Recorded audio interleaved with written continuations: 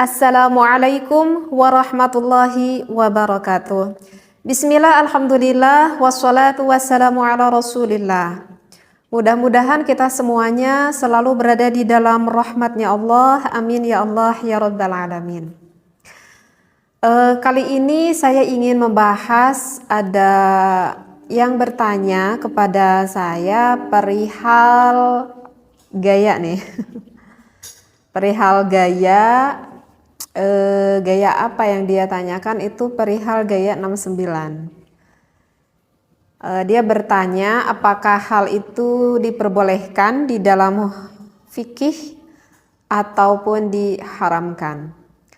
Sebelumnya mohon maaf sekali ya jika didengar akan apa yang saya jelaskan misalkan agak sedikit tabu begitu ya, karena saya membahas hal yang seperti inilah gitu, yang mana bagi sebagian orang mungkin hal ini cukup tabu didengar, tetapi jangan berpikir negatif karena apa yang saya sampaikan ini adalah dasar ilmu yang ingin saya sampaikan. Karena apapun itu ya, di dalam beribadah kita itu diatur oleh aturan agama ya, diatur oleh fikih, sehingga tidak ada kehamhaman lagi gitu bagi kita yang belum mengetahui apakah ini diperbolehkan atau tidaknya. Jadi sekali lagi ya, jangan berpikir negatif akan apa yang saya sampaikan ini ya. Apalagi kan saya ini wanita gitu ya, seolah mungkin agak kurang pantas lah kalau wanita berbicara hal seperti ini. Nah, jadi ada yang bertanya sekali lagi kepada saya, apakah diperbolehkan di dalam Islam jika suami istri itu melakukan hubungan seksualitas dengan menggunakan gaya 69. Jika yang udah berumah tangga lama mungkin udah pada paham ya apa itu gaya 69. Tapi jika ada yang belum paham, misalkan ada yang belum paham gaya 69 itu gimana sih gitu. Misalkan yang baru nikah gitu yang belum paham. Jadi gaya 69 itu adalah posisi sang suaminya di bawah tuh biasanya bahwa suaminya di bawah dan posisi sang istrinya itu di atas. Tapi tidak seperti itu juga sih terkadang. Jadi intinya dari gaya 69 itu adalah apakah boleh sang suami itu maaf sampai menjilati ataupun menghisap klitoris sang istrinya, dan ketika melakukan hubungan itu sebaliknya sang istri pun maaf sekali ya dengan bahasa yang saya sampaikan sampai mengulum Mr. P suaminya. Nah, itu adalah yang dikatakan dengan gaya 69. Jadi saling mencium, saling menghisap, saling menjilat di area vitalnya lah istilahnya seperti itu.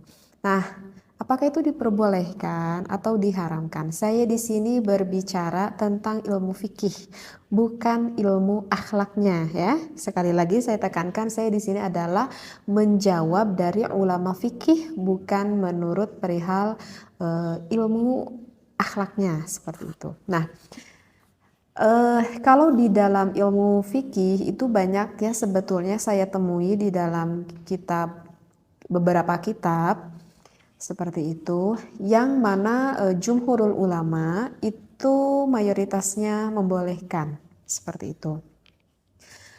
Dalil Al-Qur'annya kenapa dibolehkan tertera ada di dalam surat Al-Baqarah ya, pada ayat 223. A'udzu billahi minasyaitonir rajim. Nisa'ukum harthul lakum fa'tu harthakum anna syi'tum. Wallahu a'lam bil muradi. Jadi kan di lafadz itu dikatakan nisa'ukum. Nah, gitu kan? Wanita ataupun istri kamu itu adalah harthul lakum, adalah sawah ladang bagimu, artinya sawah ladang suami. Faktu, maka datangilah gitu ya. Harthakum, ladangmu itu anna syi'tum. Nah, di sana itu ada lafad anna syi'tum. Kalau kita lihat di tafsirnya, lafad anna syi'tum itu bermakna aimin aina syi'tum. Jadi bermakna artinya aimin aina syi'tum itu kita boleh melakukan di mana saja, seperti itu. Artinya ya di tempat yang diinginkan oleh suami dan juga istri. Kemudian wa mata syi'tum, maknanya itu adalah wa mata syi'tum, kapan saja jika suami dan istri menghendaki boleh dilakukan. Kemudian kaifasyitum, dan nah ini kaifasyitum, bagaimana saja sesuai kehendak yang kalian sukai, artinya sesuai kehendak yang disukai oleh istri dan juga suami kamu. Jadi ini yang salah satu dasar referensi ayat Al-Quran yang mana membolehkan kita melakukan gaya 69 itu, karena tidak ada larangan di sana. In kana dzalika min simamin wahidin, jika ada dari lubang yang satu. Nah, di sini adalah penekanan yang jelas asal masuknya itu ke lubang yang satu, yaitu ke lubang vagina sang istri. Nah, jadi dalil Al-Quran ini yang menunjukkan bahwa suami boleh bersenang-senang dengan istrinya dengan gaya apapun selama suami dan istrinya itu saling suka, saling meridhoi, tidak ada keterpaksaan antara suami dan juga istri. Nah, itu yang perlu digarisbawahi. Nah, kemudian saya akan membacakan dari referensi kitabnya ya, barusan dari dalil Al-Quran. Sekarang dari referensi kitabnya. Di sini dikatakan wattafaqal fuqaha'u, sepakat nih para ulama ahli fikih ala annal jima'a, atas melakukan jima, yahrumu diharamkan fi halataini, dari kedua keadaan. Ada dua hal yang gak boleh dilakukan berhubungan intim, itu adalah fiduburi, jika suami memasukkan ke lubang belakang ataupun lubang duburnya, wafil haidi, ataupun memasukkan milik suami kepada istrinya ketika istrinya itu sedang berada di dalam keadaan haid. Nah, itu juga yang diharamkan ya, udah jumhurul ulama, itu udah sepakat seluruh ulama. Wa amma masiwahuma, wa amma, dan adapun sesuatu masiwahuma selain dari keadaan dua tadi, yaitu yang dubur dan juga haid, faqad ikhtalafu fihi, maka sesungguhnya itu berbeda pendapat ulama. Oleh karena itu kan saya katakan ini adalah menurut pandangan ilmu fikih, bukan menurut pandangan ilmu akhlak. Faqad qala asy-Syaikh Zainuddin bin Abdul Aziz Al-Malibari fi Fathul Mu'in, berkata asy-Syaikh Zainuddin bin Abdul Aziz Al-Malibari di dalam kitab Fathul Mu'in. Di sana kalau para santri ini udah populer kitab Fathul Mu'in ya. Jadi itu kitab fikih yang banyak sekali dipelajari di pesantren-pesantren. Nah, bagi yang pernah ngaji kitab Fathul Mu'in, di sana kita akan menemui faslun fil kafaah ya. Di sana kita akan menemui faslun fil kafaah, bisa dibuka lagi referensi kitabnya. Kemudian kita lihat agak ke bawahnya itu ada tatimatun ya. Ada tatimatun, di sini ada pembahasan yang mengatakan seperti ini. Jadi di dalam tatimatun itu yang membahas fi bayani ba'di adabin nikah ya, di dalam menjelaskan sebagian adab-adaban tentang nikah. Nah, ada yang dikatakan oleh Syekh Zainuddin, referensinya seperti ini. Ya juzu, diperbolehkan, lizauji, bagi suami, kullu tamattu'in, boleh sang suami bersenang-senang ya, boleh suami bersenang-senang, minha, dari istrinya, bima siwa halqati duburiha, selain ataupun kecuali dengan sesuatu yang berada di lubang duburnya, lubang dubur sang istri, dari lubang belakang. Nah, itu nggak boleh. Walau bimasyi badriha, nah kecuali nih walau bimasyi badriha, yang diperbolehkan itu walaupun sang suaminya itu sampai menghisap klitoris sang istrinya. Nah, jadi di dalam kitab Fathul Mu'in yang berkata Syekh Zainuddin bin Abdul Aziz, di sana dikatakan hukumnya diperbolehkan sang suami menghisap klitoris sang istrinya. Nah, begitu juga sebaliknya, sang istri juga diperbolehkan untuk mengulum milik sang suaminya yang kita kenal dengan gaya 69 ini gitu ya. Nah, jadi bagi sang suami ataupun sang istri, jika hal itu memang dianggap diperlukan dan saling menyukai, maka tak perlu ada keraguan kalau berbicara di dalam ilmu fikih, ulama di dalam mazhab Imam Syafi'i memperbolehkannya. Dengan syarat sang istri dan juga sang suami saling suka ya, saling meridhoi seperti itu. Kalau misalkan istrinya nggak mau gitu. Kalau misalkan pengantin baru gitu ya, itu kemungkinan kebanyakan para istri tuh nggak mau gitu ya, karena mungkin agak jijik juga gitu ya, dan merupakan hal yang sangat di luar bayangan mungkin, sehingga nggak mau melakukan hal itu. Nah, tetapi kalau misalkan dengan berjalannya waktu dengan sedikit suami merayu-merayu begitu ya, kebanyakan sih wanita tidak akan merasa keberatan sih seperti itu. Nah, saya tidak tahu ya bagaimana yang dirasakan oleh suami dan juga istri Anda di rumah gitu ya. Cuman kebanyakan gitu kalau saya dengar gitu seperti itu. Eh, Cuman sih yang perlu diingat ya, di dalam berbagai gaya gitu ya, di dalam berbagai gaya ini sih sebetulnya ya memang tak perlu diajarkan juga ya. Maksudnya tak perlu diajarkan karena dengan instingnya nanti suami istri juga sih apa itu akan memahami apa yang dia inginkan sebetulnya.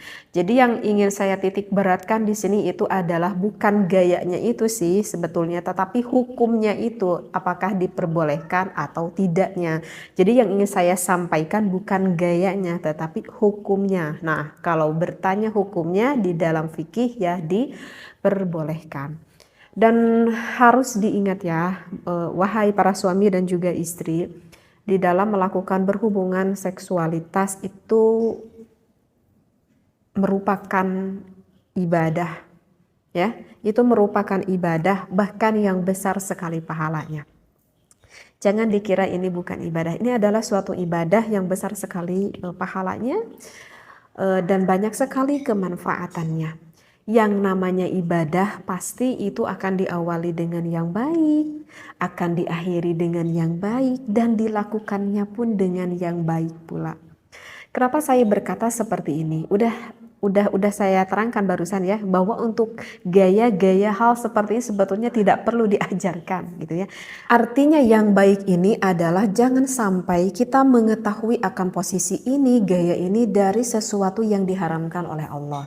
Misalkan nih biar takut ada yang gak paham, misalkan pasangan suami istri mengetahui hal ini itu bukan dari instingnya ataupun bukan dari keinginan sang istrinya misalkan. Tetapi hal itu diketahui oleh suaminya itu misalkan, maaf ya, itu dikarenakan sang suaminya itu sebelumnya itu melihat dulu film porn gitu ya. Paham ya maksudnya film porn? Jadi kalau misalkan sang suami mengetahui ini dari film porn, berarti kan yang dia ketahuinya itu bukan dari hal yang positif. Artinya yang dia ketahui itu dari hal yang negatif. Maka itu tidak akan menjadikan sebuah ilmu. Dan apakah akan mendapatkan efek negatifnya? Iya, akan mendapatkan efek negatifnya. Karena terkadang ada yang bertanya juga kepada saya itu seperti ini, apakah boleh nih bagi suami istri karena agar menambah ilmu, dia berniatnya baik nih, ingin menambah ilmu, bagaimana sih gaya-gaya gitu ya, ataupun dia ingin mendapatkan gairah seksualitas dari sang suami dan sang istrinya, tapi aku lihatnya sama istri kok bareng-bareng gitu kayak kata suaminya. Apakah itu diperbolehkan atau tidak? Maka jawabannya itu adalah tidak diperbolehkan walaupun sang suami dan juga sang istri melihatnya bareng-bareng, walaupun punya niatnya itu adalah baik karena ingin membangkitkan gairah syahwatnya, ataupun bertujuannya baik menurut dirinya karena ingin menambahkan ilmu menurut pemikirannya, tetapi itu adalah apa yang dia pikirkan itu adalah mencari dari hal yang diharamkan. Maka sesuatu yang dicari dari hal yang diharamkan oleh Allah, maka hasilnya pun nanti tidak akan baik.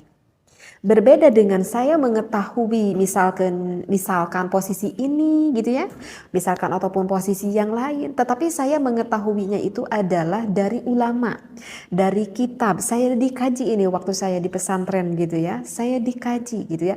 Nah itu berbeda lagi, itu memang pure dari ilmu, bahkan itu akan mendapatkan keberkahan seperti itu ya. Jadi Yang saya maksudkan memang hal seperti ini nanti dengan sendirinya para suami istri itu akan memahami dan mengetahui.